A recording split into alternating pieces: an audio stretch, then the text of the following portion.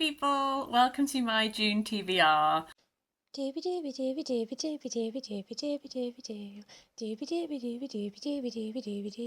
vlogs. This TBR is more of a mood board than like a set reading list. Keeping with my May TBR, which was like this thing, but also these things, I have a overarching monthly mood that I'm hoping to read around, and then I have a small practical project that I want to do. The overarching monthly mood is that June is Pride Month, so I'm going to be reading a lot of Pride books. I have a stack of 8 potentials.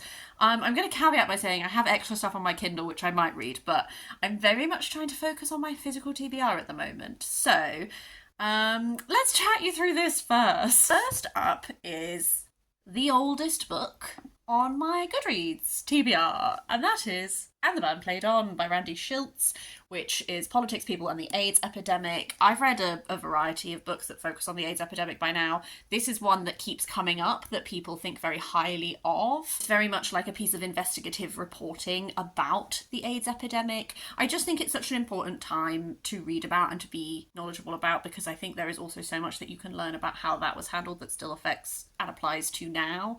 And, you know, like mourn a whole generation of people lost. So this is one that I might not read the whole thing of in June, but I would like to start reading. Also that I have a few books of that I have read before, but I really need to read more of, is the gist, is Mary Renault. The Mary Renault that I'm thinking of reading for this June is The Last of the Wine. I have been enjoying exploring Socrates. I read The Just City by Jo Walton, in which they are putting Plato's Republic into action and Socrates appears as a character and asks a lot of questions. As a result, I also read Four Socratic Dialogues by Plato, which is all, you know, the trial and death of Socrates. This one follows Alexius, who comes of age as the Peloponnesian War is coming to an end. The Peloponnesian War was the war that was between different Greek city-states. And he finds himself drawn to Socrates and his teachings, but he meets someone called Lysis amongst Socrates' followers, and they become inseparable. And this is what intrigues me. As the relationship develops against the background of famine, siege, and civil conflict, Mary Renault expertly conveys the intricacies of classical Greek culture. I love Mary Renault. I haven't read as much of her as I really should have. She's such an icon, and she does these books that really explore, like, both set out such a fascinating image of like Greek society, like they're really beautiful in their like historic detail, but then also explore a lot of like same-sex relationships between men. I've really enjoyed every Mary Renault that I've read, and I have been collecting her with the aim of reading her, and they've just been sitting on my TBR trolley, so I think this is where I'm going to go next. I also have Amora Stories by Natalie Borges Polesso, which is translated by Julia Sanches. I talked about this in a haul very recently. This is a Brazilian writer. This is a series of short stories that explore sapphic relationships. I got a really great comment on that video by one of you telling me how much you recently loved reading this, so that has made me really want to prioritise it. So I'm definitely looking to explore this one in June. I haven't done a short story collection in a while, but I feel very good about this one. A book that is influenced by BookTube is De Profundis, The Ballad of Reading Gaol and Other Writings by Oscar Wilde. Dia at Novel Idea read this quite a while ago now, but the way that she talked about De Profundis and Oscar Wilde's writings just really, really made me want to read this. These are obviously the writings that he wrote after he had been put on trial and imprisoned and was doing hard labour and all that kind of thing. I really want to read this letter he wrote to Bosie that was very much like just laying bare everything. I think it's going to be really powerful, so I'm definitely wanting to prioritise that this month. Another book that has been on my want to read shelf for a while is She Called Me Woman, Nigeria's Queer Women Speak, edited by Azeenarh Mohammed, Chitra, Nagarajan and Rafeeat Aliya. This is a collection that brings together 25 accounts of Nigerian women who are just talking about their lived experience and all of the things you have to negotiate when you are a queer woman in Nigerian society. I am really interested to read this. I've read a few fiction books, specifically like Under the Udala Trees, that explore like being a queer woman from like a fictional perspective, but I have been really wanting to like back that up with reading from a non-fiction perspective. So I'm very interested to read the accounts of these 25 women. We also have Thirst by Marina Yuszczuk, which is translated by Heather Cleary. This is a queer vampire story, and I just think vampire tales lend themselves to exploring queerness in, like, just so easily. Like, it's just, there's a reason that we keep doing it all this time. This is exploring the stories of two different women. One of them is a vampire who comes to Buenos Aires and is trying to, like, intermingle with humans and be discreet, and then that's in the 19th century, and then there's a present day perspective that is a woman who finds herself at an impasse and encounters the vampire in a cemetery, and something sparks between them.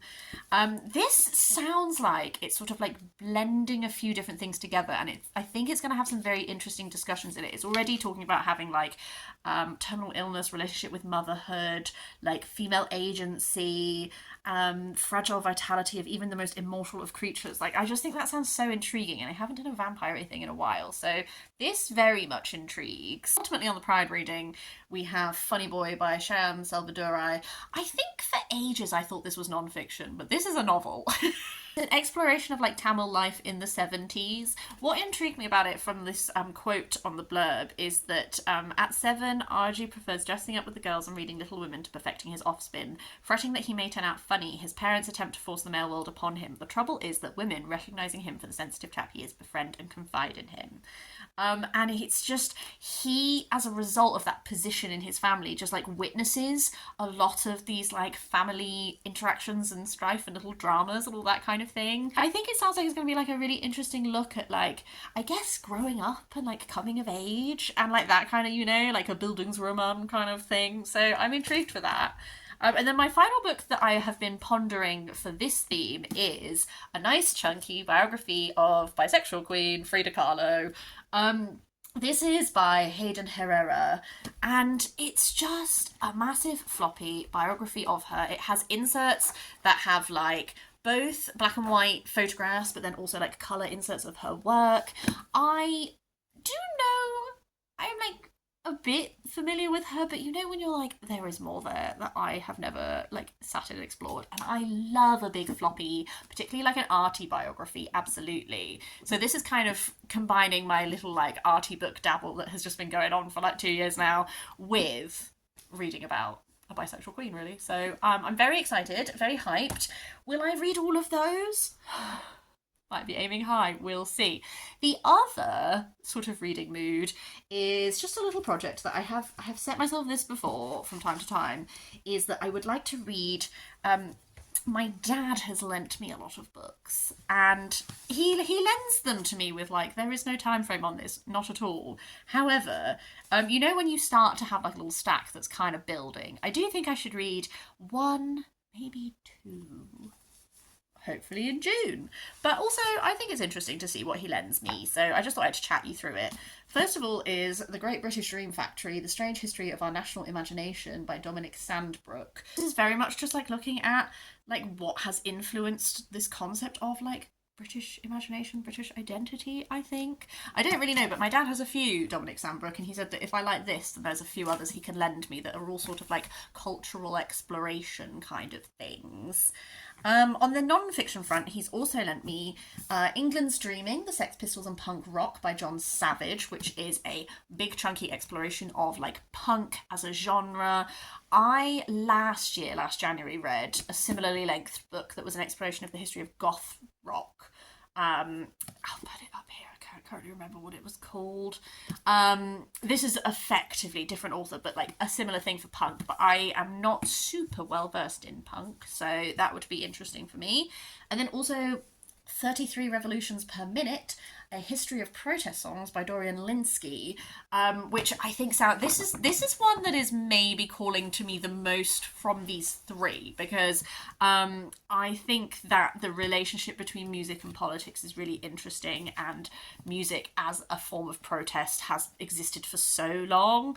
This is covering like Billie Holiday, Green Day, Woody Guthrie, Bob Dylan, Stevie Wonder, Fela Kuti, The Clash, Public Enemy, and Jill Scott Heron. Like, just an interesting array of performers as well. This is the one which I'm currently leaning towards. It was Sometimes I get whims though.